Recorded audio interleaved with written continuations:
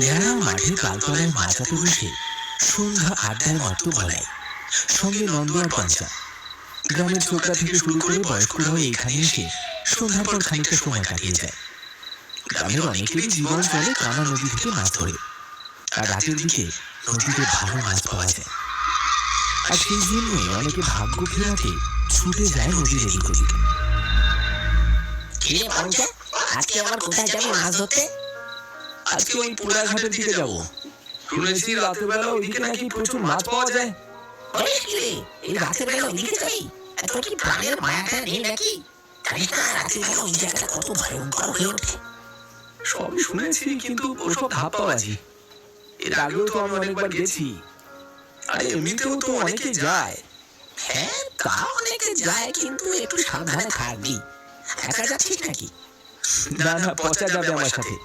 পচা জানে তুই আজকে ওইদিকে মাছ ধরতে যাবি? ও যা ভীতু ছেলে, ওকে বললে ও আর যাবে না, তাই না বলে নিয়ে যাব। পঞ্চার চোখে এক রোখা জেদ, আর বলাইয়ের চোখে দুশ্চিন্তা। তারা জানে না এই রাতে তাদের জন্য কি অপেক্ষা করে আছে। পোড়াঘাটের রহস্যময় আহ্বান পঞ্চাকে টেনে নিয়ে চলেছে এক অজানা পরিণতির দিকে।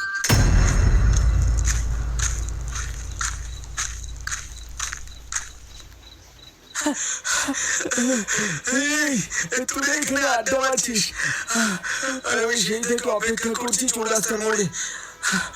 ভাবলাম তোরা বুঝি চলে গেছিস। পচার দিকে তাকিয়ে পঞ্চার বলাই একে অপরের দিকে মুখ চাওয়াচাই করে মুচকি হাসল। আরে বাবা, একটু গল্প করছিলাম, তুই এসে গেছিস, চল এবার। কিরে পচা, এই রাতের বেলা কানা নদীর দিকে যাচ্ছিস যে? তোর তো ভূতের ভয় লাগে? আসলে পঞ্চা বললো আজকে নাকি ও আমাকে একটা ভালো জায়গায় নিয়ে যাবে, সেখানে প্রচুর মাছ ওঠে, তাই যাচ্ছি। সে তো উঠবে, দেখবি কানা নদীতে মাছ ধরতে গিয়ে যেন ভূতকে না ধরে ফেলিস আমার। হ্যাঁ, এই বলে, এই ভয় দেখাস না তো, চল পচা, দেরি হয়ে যাচ্ছে। ভূতের নাম শুনে পচার মনে খচখচ করতে থাকে। মনোহর দাদুর মুখে অসংখ্য ভয়ঙ্কর গল্প শুনেছে সে, কিন্তু পচার উপর তার ভরসা আছে। পঞ্চা এসব বিশ্বাস করে না, আর সে সাহসী ছেলে। দুজন মিলে হাঁটতে শুরু করে কানা নদীর দিকে। গ্রামের শেষ বাড়িগুলো পেছনে ফেলে তারা যখন নির্জন মেঠো পথ ধরে নদীর দিকে এগোচ্ছে, তখন চারিদিকে ঝিঝি পোকার একঘেয়ে ডাক ছাড়া আর কোনো শব্দ নেই। আকাশের চাঁদটাও তখন পাতলা মেঘের আড়ালে ঢাকা, তাই টর্চের আলোতেই ভরসা।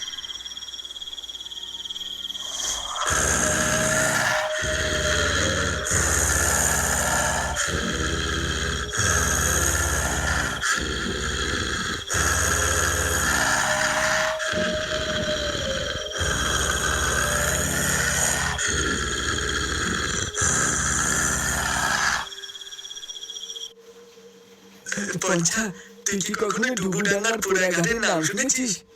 ধুর পাগল, আবার ভূতের গল্প শুরু করলি? আরে সব পুরোনো দিনের ভেলকি, ভূত টুত কিছু নেই ভাই, ওসব ওই দাদু ঠাকুমার ভয় দেখানোর কায়দা। আরে আমি মজা করছি না, ঘাটটায় সত্যি কিছু একটা আছে। মনোহর দাদুর মুখে শুনেছি ওইখানে নাকি একটা মাঝি পুড়ে মরেছিল। তারপর থেকে কেউ নাকি ওই ঘাটে ঘোরাফেরা করে আর জল চায়, আর যে জল দেয় তাকে মেরে ফেলে। জল দিলে ভূত মেরে ফেলে? দারুণ প্লট রে ভাই, এবার ইউটিউবে চ্যানেল খুলে ফেল। তোর সবেতেই অবিশ্বাস, যখন ভূতে পাল্লায় পড়বি তখন বুঝতে পারবি, খ্যাসটা বেরিয়ে যাবে। কিন্তু সেই মুহূর্তে তারা বুঝতে পারেনি তাদের অলক্ষ্যে নদীর পাড়ে দাঁড়িয়ে থাকা ছায়ামূর্তিটা তাদেরকে দেখছে। সে কি আদৌ মানুষ নাকি অন্য কেউ? ডুবুডাঙ্গা 24 পরগনার হারিয়ে যাওয়া একটা গ্রাম, যেখানে একটা পুরনো নদী ছিল, কানা নদী। বহুদিন আগে শুকিয়ে গেছে, কিন্তু একটা ঘাট এখনো আছে, যেটাকে বলে পোড়া ঘাট। বলা হয় এই ঘাটে এক সময় একজন মাঝি পুড়ে মারা যায়, আর সেই থেকে ওই জায়গাটা নাকি অশুভ হয়ে গেছে। শোনা যায় তার মৃত্যুর পর থেকে তার আত্মা এখনো সেই নদীর আশেপাশে ঘোরাফেরা করে।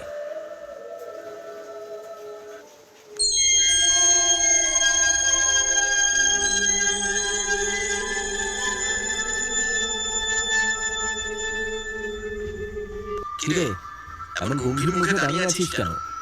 তোকে দেখে তো মনে হচ্ছে কিছু একটা টের পেয়েছিস। দেখ ওইদিকে ঘাটের একেবারে ধারে জল ধস নেমে যে জায়গাটা কাদার পাহাড় জমেছে সেখানটায় কেউ বসে আছে। কোথায় রে? আমি তো কিছুই দেখতে পাচ্ছি না। কুয়াশার ভেতর বসে আছে, মুখ দেখা যাচ্ছে না, কিন্তু একটা কালো কম্বল গায়ে ঢাকা, একদম নড়ছে না রে, যেন পাথরের মূর্তি। আমি বলছি পঞ্চা, ওটা ওটা মানুষ না, ওর বসে থাকার ভঙ্গি দেখ, মনে হচ্ছে না ওটা কোনো মানুষ। তুই আবার শুরু করলি, হয়তো কোনো জেলে হবে। কুয়াশা এমনিতেই সবকিছু অদ্ভুত লাগে। হঠাৎ পচা আর পঞ্চা দেখতে পায় নদীর একেবারে শেষ সীমানায় পুরা ঘাটের ধারে কেউ একজন বসে আছে। শরীরটায় নড়াচড়া নেই, যেন পাথরের মতো স্থির। চারপাশে কুয়াশা ঘিরে ধরেছে তাকে, আর সেই স্থিরতার মধ্যে অদ্ভুত এক অস্বস্তিকর নীরবতা। ঠিক সেই মুহূর্তে মনে পড়ে যায় পটলের দাদু মনোহর দাদুর কথা। একসময় গ্রামের অভিজ্ঞ জেলে ছিলেন তিনি। মনোহর দাদু বারবার বলতেন, ওই ঘাটে রাত নামলে একজন ঘোরাফেরা করে আর জল চায়, আর যে তার কথায় ভুলে তাকে জল দেয় তখন সেই ভূত তাকে মেরে ফেলে। আমার মনে হচ্ছে এই জায়গাটায় কিছু ঠিক নেই।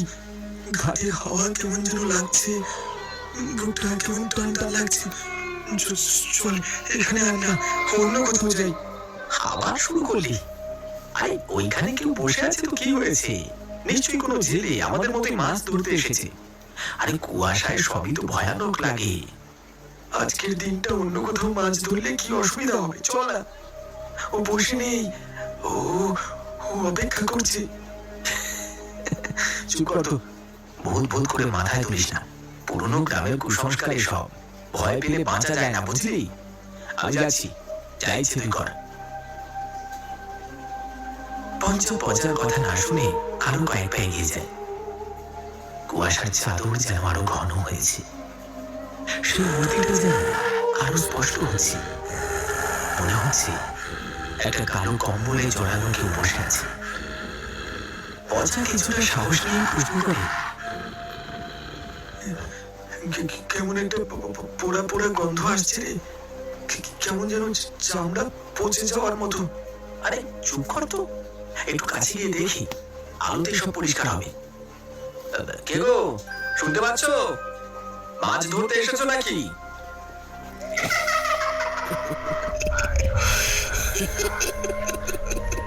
কয়েক মুহূর্ত সব চুপচাপ, তারপর হঠাৎ একটা কণ্ঠস্বর ভেসে এলো, জল, একটু জল দাও। কথাটা শোনা মাত্রই পঞ্চা এক ঝটকায় কিছুটা পেছনে সরে এলো। তার মুখে আতঙ্ক জমা হয়েছে।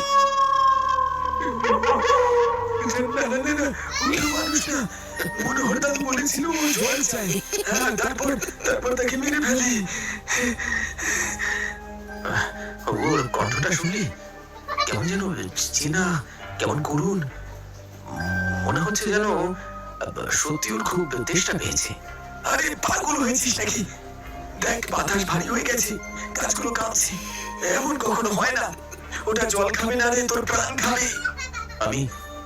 আমি শুধু একটু জল দেব, ওর এত কষ্ট আমি দেখতে পাচ্ছি না।